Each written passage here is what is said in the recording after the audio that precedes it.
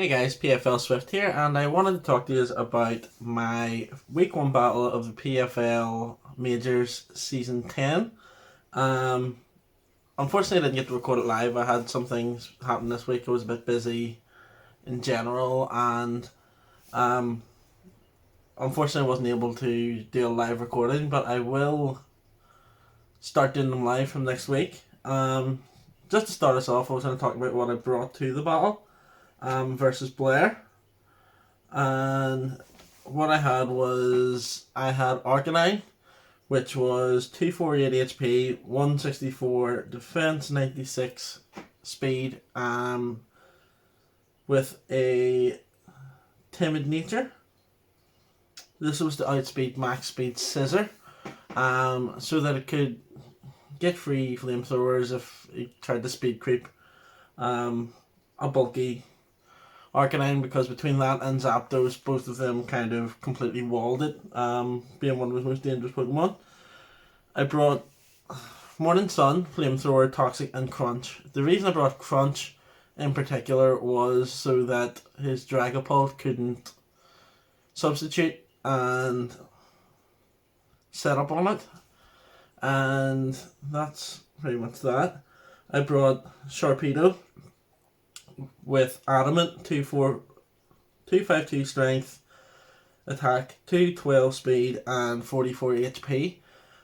With Adamant nature, I went Adamant for going the possibility to go outspeed a non-scarfed Flygon. The main reason thinking is that I believed he would bring, if he brings Flygon, it would be scarfed to catch out the likes of Mega Sharpedo.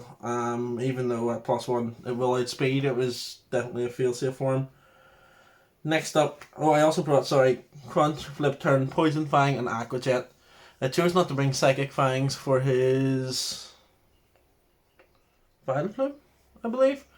This was because Crunch was a 2-hit KO anyway, and I could Flip Turn out if I really needed to.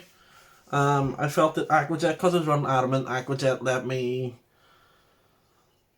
hit Flygon, scar Flygon if it's low. It also let me Aqua Jet, a weakened Scissor, and a weakened Conkeldurr without them hitting me with priority. Conkeldurr the main one, because Mach Punch with a Guts Flame Orb would knock out any variant of Sharpedo unless I ran full bulk.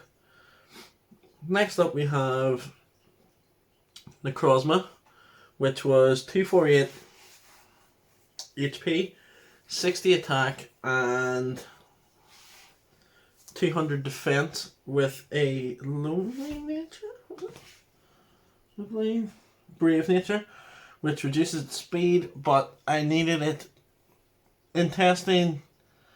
Especially defensive Clefable caused me all sorts of problems. So with Photon Geyser being physical, it was able to 2-hit KO. I thought that was definitely a worthwhile bring. It's basically I'm just trying to prep for as many things as possible. Mainly just set up Clefable, set up Dragapult, and then was Rocky Helmet. Next up is Blissey with 4 HP, 252 defense, and 252 special attack with a Bold nature. It has Hail Bell, Soft Boil, Stealth Rock, and Ice Beam. I originally had Flamethrower, which let me 2-hit the Scissor. It also stops Dragapult from subbing, the same as it. So Sharpedo and the Cosmo, obviously, naturally, we didn't sub in front of them anyway. It's Serene Grace, which gives me a chance to freeze. And Stealth Rock was brought instead of Flamethrower to chip down the Incineroar if it comes, as it is a very big problem for my team. And although it didn't come in testing, I feel like Blair would probably bring that. And then follow up with Mimikyu. I did originally have this banded, but I thought the trapping me in the attacks with a bulky Scissor wasn't great. I've ran sword stance instead, passing up the opportunity to two-hit slow bro without setup, etc. Basically for the option to not be stuck on a move. I could also KO something and then also shadow sneak the Dragapult before it tries to Phantom Force, etc. Also has Shadow Claw, Sword Stance, and Play Rough. I've went for Sword Stance over Fire Punch. For Scissor, it's realised it doesn't actually do that much anyway without the band. And I don't think with this set I'll be touching Scissor at all anyway. Followed that up is Zapdos with Discharge, Roost, Hidden Power Ice, and Defog with Heavy Duty Boots, Max HP, Max Defense, and I went for Heat Wave over, or I went for Hidden Power Ice over Heat Wave again to stop Dragapult from subbing. My whole team is set to stop Dragapult from subbing and potentially just sweeping at that. It's a massive danger to my team because with Sharpedo being my dark type, I don't want to take in any unnecessary damage in general, and that's that really. So now we're going to get into the battle. I'll try my best to remember what I was thinking at the time. Obviously it would have been easier to do it live. Unfortunately I wasn't able to this week. So let's get into it. Sorry. So turn one, you've got Zapdos and Dragapult, which of course tries to substitute right away, which I think helps me to justify the prep that I brought. He sees the Hidden Power Ice. He knows he's not going to sub. He probably doesn't want to stay in. So I click Discharge, hoping to catch something. And I caught the Clefable. Unfortunately, before the battle, as you can see, it did a chunky set. 29% damage. And I go to calc it here to see it set. And I was going to say before, and I noticed that now it was physically defensive, which means Necrozma can't really touch it as well with Heat Wave and the physical, which is unfortunate. And I took my Zapdos from Modest 252 to Bold 248 HP, 252 defense, just to help me deal with the Conkeldurr a bit more, which in this case turns out to be a mistake. I go into Blissey thinking, right, I don't want to take damage, and Blissey could eat it. I also want to get up Stealth Rocks, which brings in Conkeldurr. As you can see, Intestinus did a lot of damage to me in general. I didn't want to take too much damage from a knockoff on the Necrozma right away, even though I know it can take it and then recover. I kind of wanted to keep that Rocky Helmet intact a little bit longer. So I decided to go into Arcanine. The thought being I can intimidate, get its attack down a bit, and force it.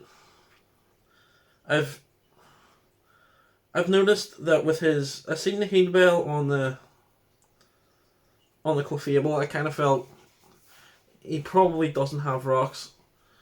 It's probably going to be like Moonblast, Wish, Heal Bell, and probably a status move. That's what I got. What I was thinking at the time, anyway. The other thing with me changing it to physical was I had nothing to touch the Slowbro, which comes in next. Because I had Heat Wave and I had physical Photon Geyser, which again which forces me out into Blissey. Obviously because I've went Serene Grace over Natural Cure, I can't just switch out on the Toxic. I have to Heal Bell, which lets him reveal that he is indeed Body Press, which does a chunky 52%.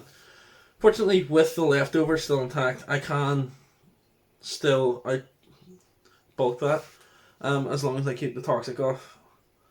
And that's the point where I decided to go into Zapdos. I get lucky with the static. I got lucky with the Discharge as well, which isn't a normal thing to happen for me. I can't complain, but at the same time, it was very fortunate for me. Probably helped me along in the battle a little bit too. At this point, I realised if I was a proper attacking Zapdos, I probably would have had so much pressure on the Clefable that he would have been in a lot of trouble at this point. I think I got very lucky with another discharge. Though, did I? Yeah, I believe so. In the end, it didn't matter. He did manage to get off his. He did manage to get off his heal bells. Once again, if I was a special attacking Photon Geyser, it probably would have had the.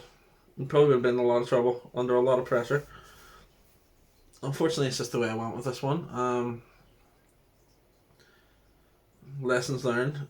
Blair's team is basically put out to wall me. That on top of some very bad prepping decisions on my part. As you can see, Necrozma can't touch. Necrozma can't KO Clefable, Incineroar, or Slowbro, so that's half his team completely was the Necrozma, which is unfortunate. And I feel like this is going to cost me a lot of momentum in general. Hindsight, he had no ground type. I probably could have ran Volt Switch as well, and which would have helped me get into like this point right here. If I was running Volt Switch, I would probably Volt Switch and go right into Sharpedo, but I decided to forego Volt Switch over Discharge. In hindsight, when I switched to defensive, I probably should have seen that the Volt Switch myself. Very smart switch out for Blair, who predicted the Blissey switch and went straight into Conkeldurr. Facade, I thought I knew would be an option, so I figured I would probably better going into Necrozma. It's a lot bulkier than Arcanine, even at -1. Facade did a whole chunk to Arcanine, which is still quite important. I felt at this point that Necrozma was always going to be a free switch in for something, so it was best to come in to take hits with that. And I probably could have managed this better. Definitely could have managed this better. You live and you learn. And I think I definitely need to take this battle on board because I have a great team and I'm not using it to its potential right now with the lack of what would be the word? Momentum. Hindsight's 2020 in it. So he goes in his Incineroar. I Toxic it with Arcanine as it starts to set up. And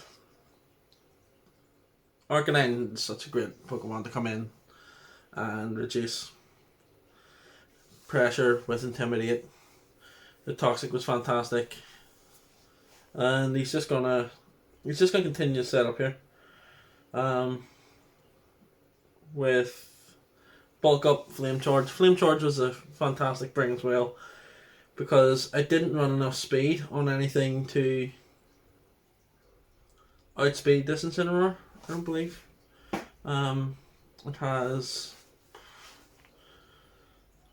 It has Power Chip, that's the one. Which obviously Oko Zapdos, which puts me in an awful position. I don't know why I went in there, to be honest. I probably should have sacked Necrozma there. Because Zapdos is a definite switch for Scissor. Definitely Slowbro. I go into Mimikyu, hit the play rough, and it does a solid 16%. The unmegged Scissor, as you can see. Well, some would say it's what's the word I'm looking for? Overrated. And so I go to I go to Arcanine, he U-turns to Clefable. I go to Blissey, see this is not, he reveals his aromatherapy here, which I assume would be there. And that gives me a chance to heal Bell off for Blissey, I think. Or do I double? I'll leave it double maybe. This would have been, yeah, I believe it double. I'm kind of looking at the game now. I had, I suppose I didn't really have room for it, but Teleport and Arcanine here would have been fantastic. I think the whole setup of my team right now just kind of left my team a little easy to manage, unfortunately. I could have had an Incineroar down there. If I had a bit more pressure, if I had Teleport on Arcanine, perhaps I could have went into Sharpedo here, do all sorts of damage to everything. And at this point, I'm getting completely hardwalled. I know I need to get the Sharpedo. I just can't risk a Moonblast. I can't risk a Mach Punch. I can't risk a Body Press. It's a hard lesson for week one, which week one is quite a lot. Often people trying to figure out their team, and I definitely learned a lot about mine this week. Blair played fantastically with his managing his stall, so to speak, and I think I obviously could play this game differently, but I didn't. At the time, it just felt like I knew I needed to get into Sharpedo. I couldn't get the right momentum at the time. It was frustrating. At this point, he teleports. He goes to Scissor. This is the first time I get into Sharpedo. I choose the Mega here because the only thing I'm not faster than is the Dragapult. I get off my flip turn, and this is what I mean by momentum being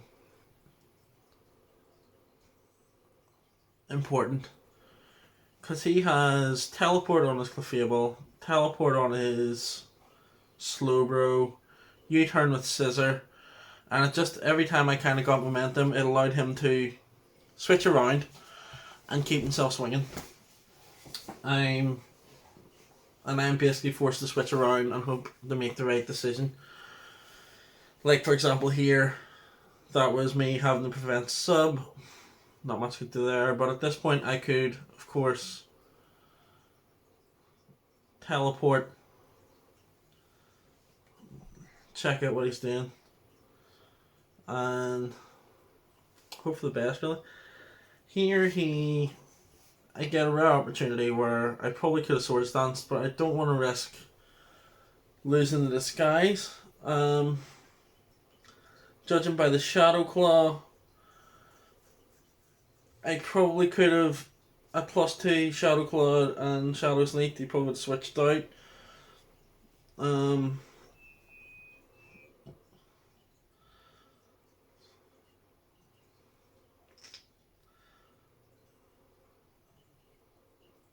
Yeah, he's just completely wall me. I choose the Shadow Claw there again.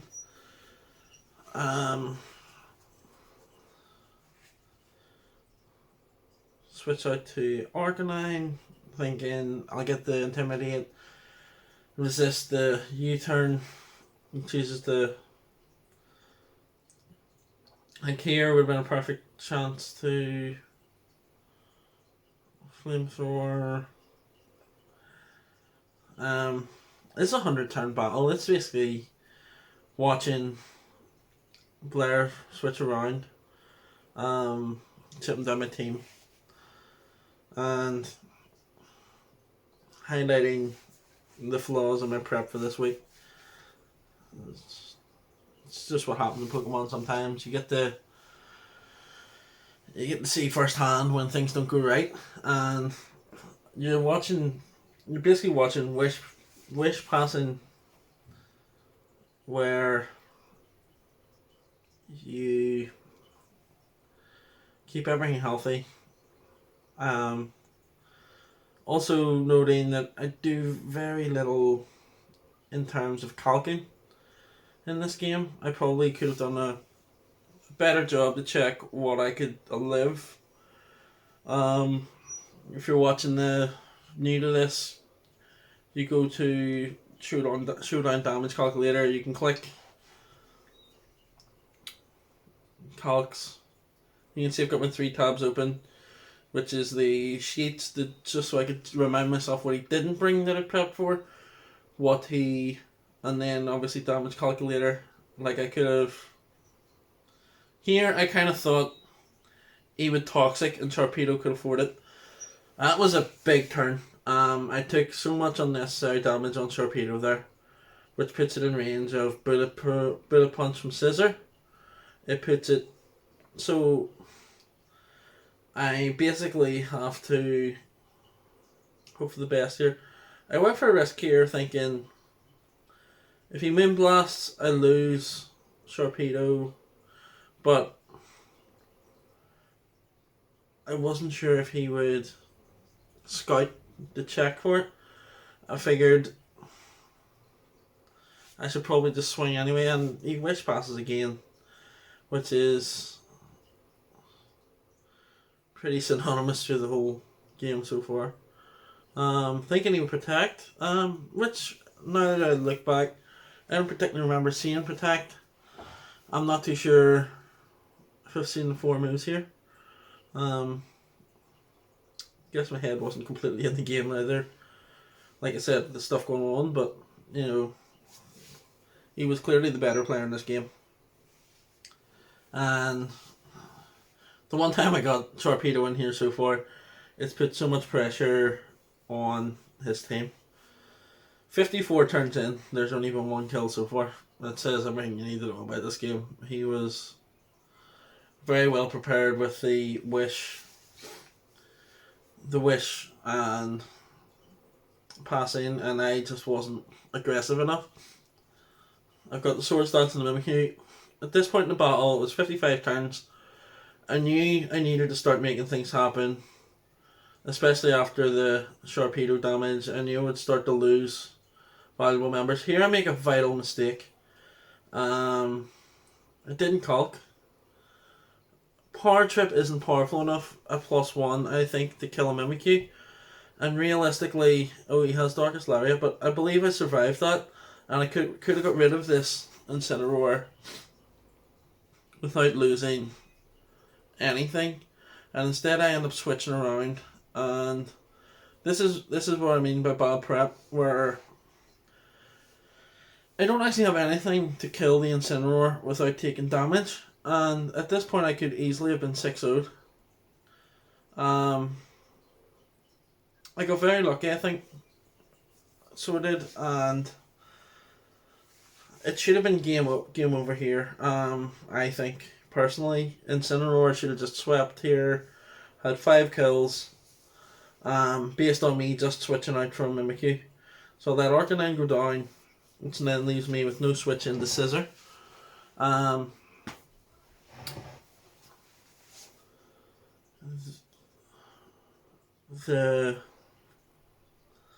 The only chance I have is hoping for hacks with Blissey. A tip GG here because I do think it's over. I think it's at this point I believed that Incineroar completely swept, and that was the end of the game.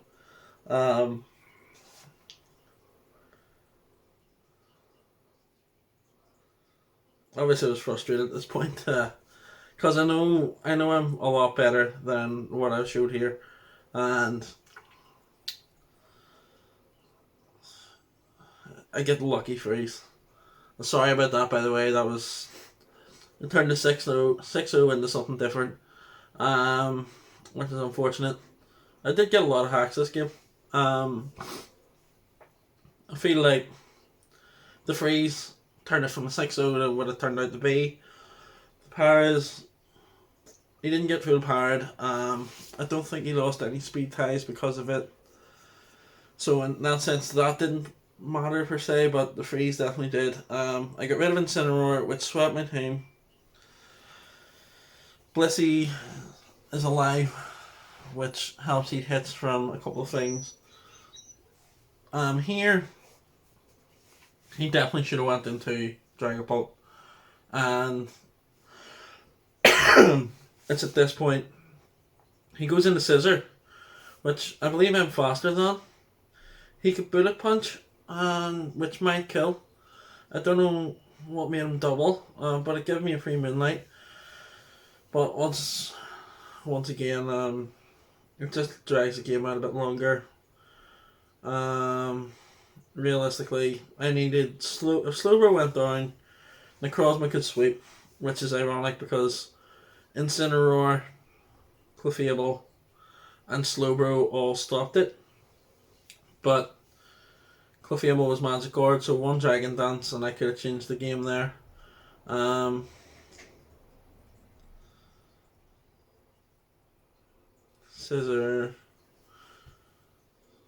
such a bulky Pokemon, and it's just all you can do is watch as it recovers in your face. Necrozma is my only answer, which creates the problem of getting walled by Slowbro again, which lets it recover up, do whatever it wants. And Blissey, this is where I decided to let Blissey go down. I think I might return to my trying for freeze hacks, which is when you're playing, you're up against it. It's really the only thing you can do. I double here, thinking he would switch. I do. He goes at Scissor again. He's going to U-turn, which takes chip damage, I believe. No, he just cards out. Okay. Heat Wave. I think I was fishing for a burn as well, to be honest, but that was never coming. I feel at this point I needed to get in on. I need to get in with either Sharpedo in front of the Slowbro or Mimikyu in front of the Dragapult, perhaps. And it's just not easy. It's such a long shot. I know it looks close enough at this point with it being 5-4, but the difference being is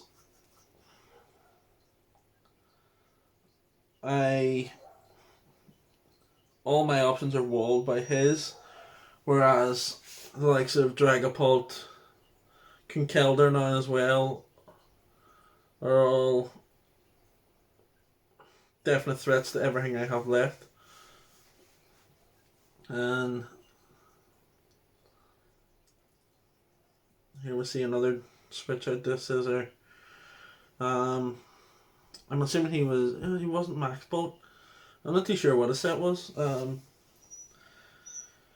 It definitely wasn't much speed because he didn't try to speed tie with anything in particular. I think this is where Heal Bell will cover up. Perhaps. Yeah. I think this is where I kind of go for it. Try and hope to get the freeze. Because, once again, at this point, I know it's a losing battle. I'm thinking, let's try and take down something. At this point, I could have Heal Belled, kept the stall going a bit longer. I think I went for a Hail Mary freeze to try and get that. Obviously, it wasn't happening. Soft boiled. Go. And he's toxic. I spin one last time just to see if I can get it. It happens, but I forgot Scald. It was actually a lucky first turn thaw, which was unlucky to get. Well, it's 20% chance to get the freeze. If he had stayed frozen, I don't think it would have mattered anyway. Here we're going to see how strong Torpedo really is. It's so powerful. It has a chance to Oko here, being adamant, but he goes to Scissor. It takes a massive hit. There's where Aquajet mattered over Psychic Fangs because it allowed me to kill the Scissor, which was my rationing to bring in Aquajet. In comes. This was a danger point for him. He had to make the right switch. I feel like no matter what came in, I was in trouble. I believe it chose to crunch, thinking, oh, he might sub. And here, I think I kind of realised that I'd messed up a bit. As Necrozma completely walls this thing, I believe. It does. So in comes. Yeah, I'll let Scissor go. Here, I should have went in Necrozma. Or let Torpedo go. I should have went in Necrozma here. I think this is the turn that probably lost me the battle.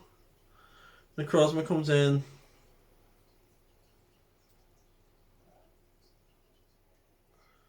It doesn't really matter if it's set up or not, to be honest, because the Slowbro just walls everything here. In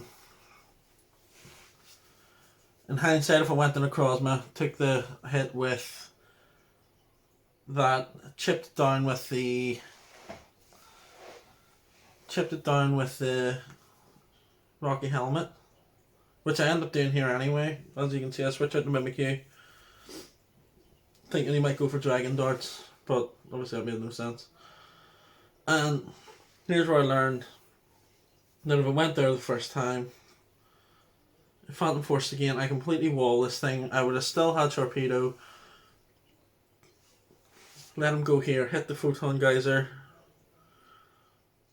And yeah, that's unfortunate. That's me choking the game there. Because I could have sacked Necrozma now. At this point. I would have been in a good place. I let it scald midnight. I only have Mimikyu, and I think a combination of, if I sack this here, crunched on Slowbro, Mimikyu wins out. Unfortunately, I have to manage my end game a bit to get it better as well. And let's see, Shadow Claw does 34%. I just Swords Dance here and hope I can live it, but realistically it's not going to happen.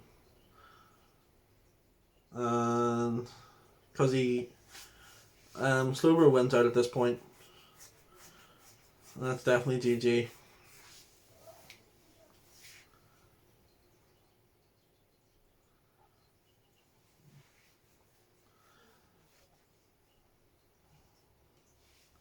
And basically live and learn.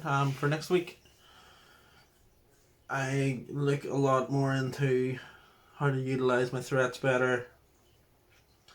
Like I said, it is week 1. It is how it is. Watching back on your games, that's another thing I'd recommend if you want to get better at Draft League as well. I know it's a bit like, it's not like a bit bad coming now from this loss. 100 turns, not able to break a team. But watching back on the game definitely lets you look and see what you could have and should have done differently, and quite a humbling loss, and it is what it is. Next week I have Kevin and some powerful Pokemon to deal with. It should be a completely different pace to game, this one. It's just one of the ways people play stall is, or people play draft, is more of a bulky recovery stall kind of gameplay. It's something you need to watch out for and learn from, and It's why PFL is probably one of the best leagues in draft. Is you come against all sorts of different players, and you can definitely do well with picking up some pointers from watching everyone's games. And that's all there is to say about it. I'll see you next week. Stay creative.